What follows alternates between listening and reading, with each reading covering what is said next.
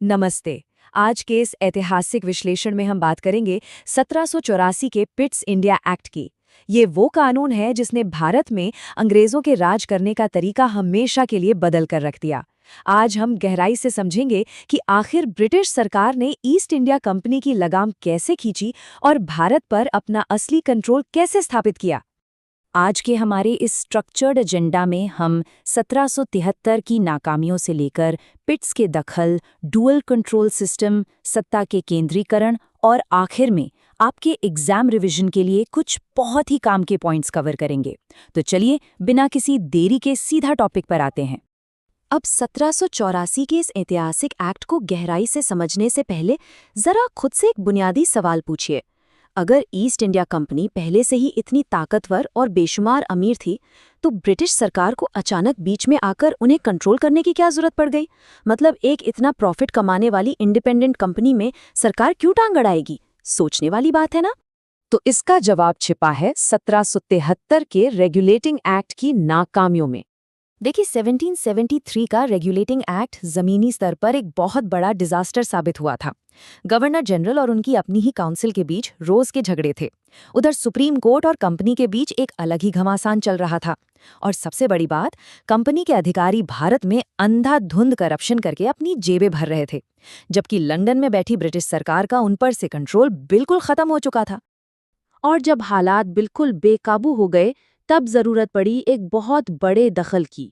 साल था 1784। ब्रिटेन के उस वक्त के युवा प्रधानमंत्री विलियम पिट द यंगर ने एक बेहद कड़ा और निर्णायक फैसला लिया। आपको याद रखना होगा कि ये वो दौर था जब अमेरिका ब्रिटेन के हाथ से निकल चुका था, तो उन पर भारी जियोपॉलिटिकल प्रेशर था। भारत पर उनकी पकड़ अब किसी भी हाल में कमजोर नहीं पड़नी चाहिए थी। इसीलिए उनका मकसद बिल्कुल साफ था, कंपनी की मनमानी को रोकना, सीधा सरकारी कंट्रोल लाना और करप्शन को जड़ से उखाड़ फेंकना। और इस मकसद को पूरा करने के लिए जो सिस्टम लाया गया वो था द डुअल कंट्रोल सिस्टम। ये इस पूरे एक्ट की सबसे अहम कड़ी है। डुअल गवर्नमेंट सिस्टम यानी दोहरी शासन प्रणाली।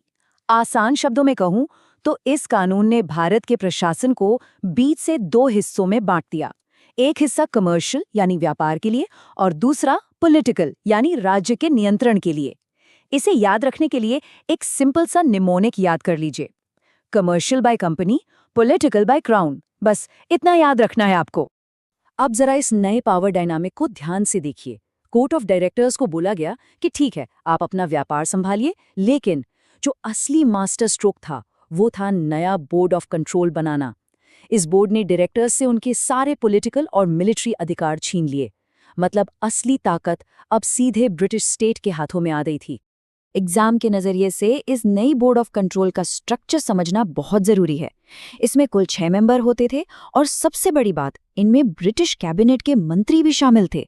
इसका सीधा सा मतलब ये हुआ कि कलकत्ता की राजनीति का सीधा तार अब लंदन की पार्लियामेंट से जुड़ चुका था। इसके साथ ही भारत के अंदर भी सत्ता का एक बहुत बड़ा केंद्रीकरण यानी सेंट्रलाइजेशन शुरू हुआ। उस समय के गवर्नर जनरल वॉरेन हेस्टिंग्स के हाथों में एग्जीक्यूटिव पावर्स को बहुत ज्यादा बढ़ा दिया गया। मद्रास और बॉम्बे प्रेसिडेंसी को अब पूरी तरह से और बहुत ही सख्ती के साथ बंगाल के गवर्नर जनरल के अंडर कर दिया गया।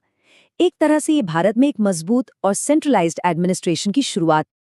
अगर इसे समराइज करें तो ब्रिटिश सरकार ने अब भारत की फॉरेन पॉलिसी, युद्ध कब करना है, संधियां किससे करनी है और पूरे एडमिनिस्ट्रेशन पर अपना पूरा शिकंजा कस लिया था। ईस्ट इंडिया कंपनी अब सिर्फ मुनाफे वाली एक ट्रेडिंग कंपनी नहीं थी, वो ब्रिटिश साम्राज्य का एक बेहद ताकतवर पॉलिटिकल हथियार बन चुकी थी। अब बात करते हैं कि इस पूरे एक्ट की ऐतिहासिक विरासत यानी लेगेसी क्या रही।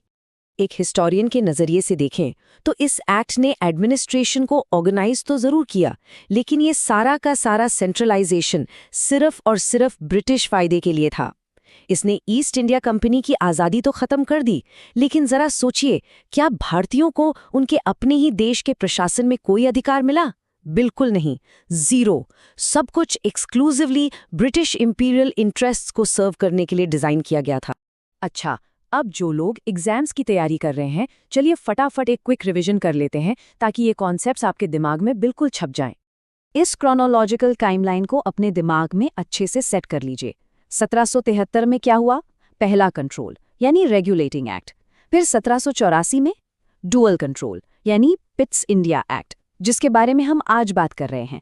और फिर 1813 में आता है चार्टर एक्ट, जिसके साथ कंपनी के कमर्शियल एकाधिकार का पूरी तरह से अंत हो गया। अक्सर स्टूडेंट्स यूपीएससी या दूसरे एग्जाम्स में इन पॉलिसीज के बीच कंफ्यूज हो जाते हैं और एमसीक्यूज में गलती कर बैठते हैं। ये कंपैरिजन टेबल आपकी अल्टीमेट चीट शीट है।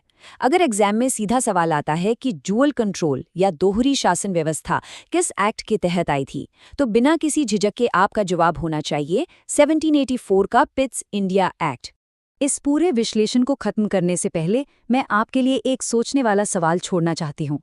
इस एक्ट ने ब्रिटिश खजाने और उनकी सत्ता की स्थिरता के लिए भारतीय प्रशासन को शानदार तरीके से सेंट्रलाइज तो कर दिया, लेकिन भारतीय जनता के अधिकारों और उनके रिप्रेजेंटेशन की क्या कीमत चुकाई गई?